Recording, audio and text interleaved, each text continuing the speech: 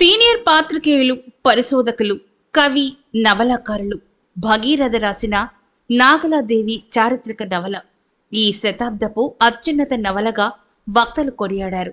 భారతీయ సాహిత్య అనువాద ఫౌండేషన్, రఘు ఆరికపూడి సేవా ట్రస్ట్ సంయుక్త ఆధ్వర్యంలో ప్రముఖ కవి డాక్టర్ బిక్కి కృష్ణ అధ్యక్షతన హైదరాబాద్ చిక్కడపల్లి కళావేదికలో అంతర్జాతీయ అనువాద దినోత్సవ వేడుకలు జరిగాయి. ఈ సందర్భంగా నాగలాదేవి నవలపై సమీక్షా సమావేశం జరిగింది. ముఖ్య అతిథిగా విశ్రాంత income tax principal chief commissioner M Narasimhappa, GST commissioner doctor Jaldi Vidyadhar, doctor Vijayalakshmi Pandit, Naleshwaram Shankar, Beeram Sundarrao, Jyotsna Prabha, Raghu Arikapudi తదితరులు అతిథులుగా పాల్గొన్నారు. రచయిత భగీరథను ఘనంగా సన్మానించారు. భారతీయ సాహిత్య అనువాద ఫౌండేషన్, రఘు ఆరికపూడి సేవా ట్రస్ట్ సంయుక్త ఆధ్వర్యంలో ఈరోజు అంతర్జాతీయ అనువాద దినోత్సవ వేడుకలు జరుపుకుంటున్నాం. అందులో ప్రధాన అంశము పుస్తకం, నాగలాదేవి పుస్తకం పైన ప్రముఖులు విశ్లేషణ చేస్తారు, సమీక్షిస్తారు. సుప్రసిద్ధ పాత్రికేయులు, సీనియర్ పాత్రికేయులైన ప్రముఖ రచయిత, 16 పుస్తకాలు రాసినటువంటి గొప్ప కవి, రచయిత, నవలాకారులు, పరిశోధకులు భగీరథ గారు. ఒక్కసారి మీరు కరతాళధ్వనులతో ఆయనకు స్వాగతం చెప్పండి. రాసినటువంటి చారిత్రక నవల నాగలాదేవి సమీక్షా సమావేశం ఉంటుంది. ఇంతకు ముందే చెప్పారు పద్మశ్రీలత గారు. మరి ఆయన ఎంత గొప్ప పరిశోధకులు అంటే ఈ వయసులో కూడా అద్భుతమైనటువంటి గ్రంథాలు, విశ్వవిఖ్యాత నట సార్వభౌములు స్వర్గీయ ఎన్టీ రామారావు గారి యొక్క సమగ్ర జీవితము, ఆయన చేసిన సేవలు, సినిమా రంగంలో ఆయన చేసినటువంటి ప్రయోగాలు, అదేవిధంగా ప్రజలకు ఆయన చేసినటువంటి అంటే మొట్టమొదటిసారిగా భారతదేశంలో అనేక పథకాలు ప్రవేశపెట్టిన విధానం అన్నిటినీ కూడా 3 పుస్తకాలుగా ఆవిష్కరించినటువంటి మహానుభావుడు గౌరవనీయులు భగీరథ గారు. ఇంకా అనేకమైనటువంటి గ్రంథాలను రాయబోతూ ఉన్నారు. అందులో ముఖ్యంగా ఈరోజు చెప్పుకోవాల్సినటువంటి నవల నాగలాదేవి.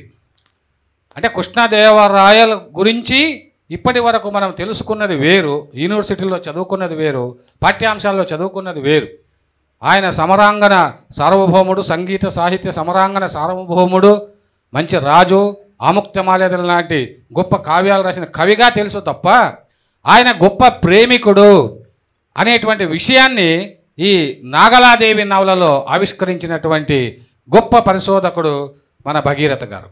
ఇప్పుడు రచయిత గారికి మా సంస్థ తరఫున ఈరోజు అనువాద దినోత్సవం చూడండి ఎంత గొప్పదంటే, ఈ పుస్తకం అనేక భాషల్లోకి తర్జుమా అయి కృష్ణదేవరాయల గొప్పతనం, భారతీయుల గొప్పతనం, మన సంస్కృతి విలువలు అన్నీ కూడా ప్రపంచవ్యాప్తం కావాలని చెప్పేసి నేను మనస్ఫూర్తిగా కోరుకుంటూ ఒక చిరు సత్కారము మన నరసింహ సార్ చేతుల మీదుగా, ఆ బాధ్యత కూడా నేనే తీసుకుంటానని కూడా ఈ సందర్భంగా మీకు తెలియజేస్తూ, ఇలాంటి మంచి పుస్తకాన్ని ఈరోజు ఇక్కడ మరి గ్రంథ సమీక్షకు పెట్టినందుకు, అనుమతి ఇచ్చినందుకు భగీరథ గారిని నేను ఎంతో సంతోషిస్తూ, కళారత్న బిక్కి కృష్ణ గారు, ఐఆర్ఎస్ గౌరవనీయులు నరసింహప్ప గారి చేతుల మీదుగా సత్కారం జరుగుతుంది. అసలు తీసినట్టు లేదండి, టప్ప టప్ప టప్ప చేసేసారు.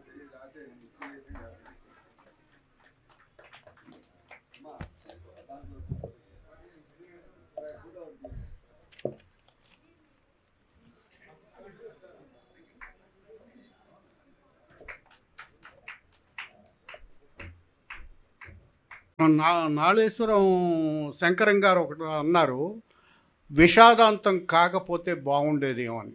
సార్, నాగలాదేవి 50 సంవత్సరాల లోపే చనిపోయింది.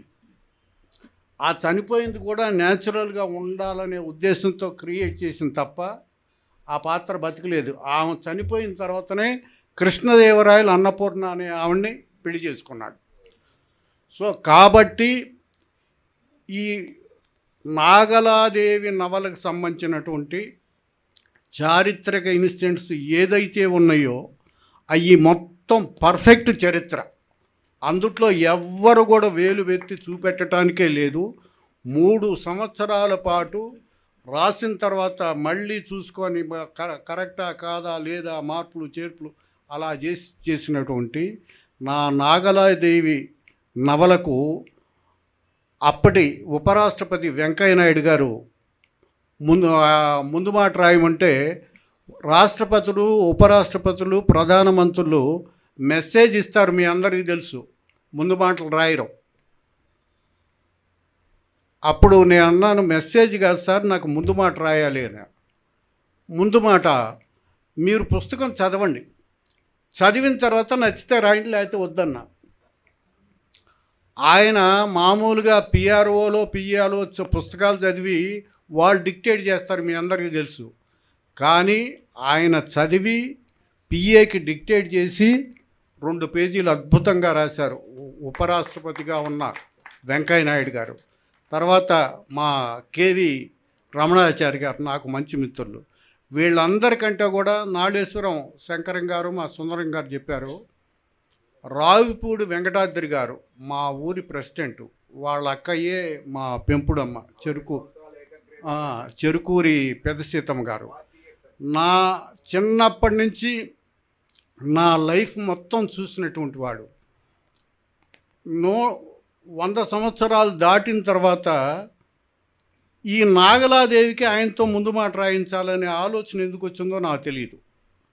సుందరం గారితో మాట్లాడి ఇట్లా అంటే ఆయన ఏమి రాస్తారు, మీరు నాకంతా తెలియదు సుందరరావు గారు, మీరు రాయించాలి అని చెప్పారు. అప్పటికి హెల్త్ పర్ఫెక్ట్గా ఉంది ఆయనకి.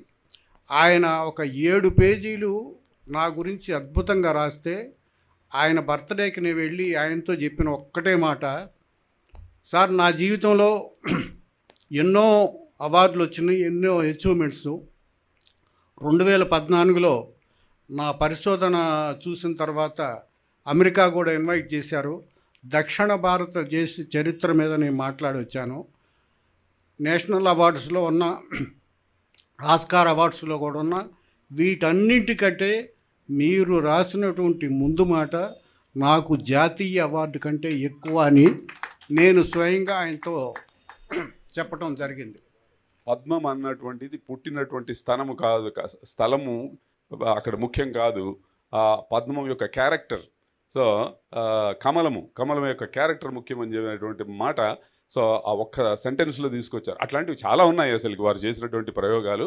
సో అందుకనే ఇది ప్రతి ఒక్కరూ చదవాల్సినటువంటిది, చదివించాల్సినటువంటి చారిత్రక నవల. ఇది ఒక అంటే తెలుగులో చారిత్రక నవలలు చాలా తక్కువగా ఉన్నాయి, కానీ ఇంత అద్భుతమైన విలువలతో కూడినటువంటి ఒక సందేశాత్మకమైనటువంటి నవల సో నాకైతే చాలా అద్భుతం అనిపించింది. సో మనందరం కూడా రచయితకి కృతజ్ఞతలు తెలుపుకోవాలి. సో వారి కలం నుంచి ఇలాంటివి మరెన్నో రావాలని చెప్పినని మనం ఆశిద్దాము.